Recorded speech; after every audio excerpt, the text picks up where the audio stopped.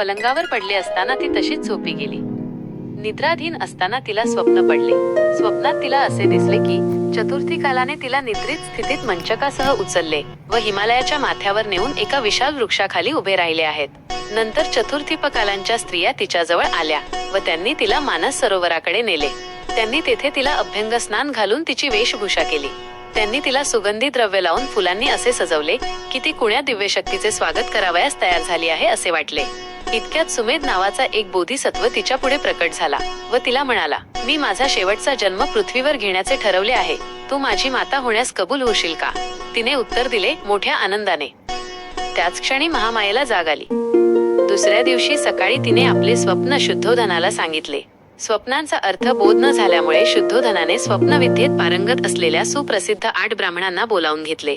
त्यांची नावे राम, धन, लखन, मंती यांना सुयाम, योग व सुदत्त अशी होती. शुद्धोधनाने त्यांच्या स्वागताची यथायोग्य तयारी केली. त्याने सेवकांकडून जमिनीवर फुलांचे सडे घालून व त्या ब्राह्मणांसाठी उच्चासने मांडली. त्यांनी त्या ब्राह्मणांची पात्रे सोन्या चांदीने भरून मृत्युक्त व साखर मिश्रित दूध भाताचे सुग्रास भोजन देऊन संतुष्ट केले. याशिवाय त्यांना नवी वस्त्रे, गायी इत्यादींचे दान दिले.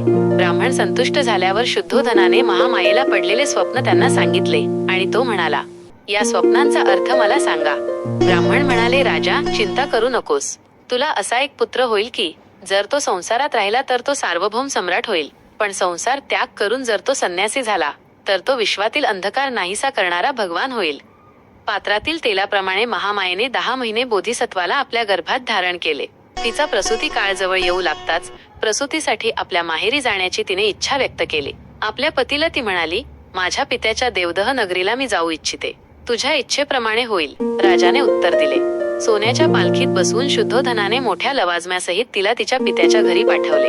देवदहला जात असताना मार्गात फुलांनी बहरलेल्या तसेच पुष्पविरहित अशा वृक्षांच्या आल्हाददायी गर्द वनराईतून महामायेला जावे लागणार होते. तेच लुंबिनी वन होय.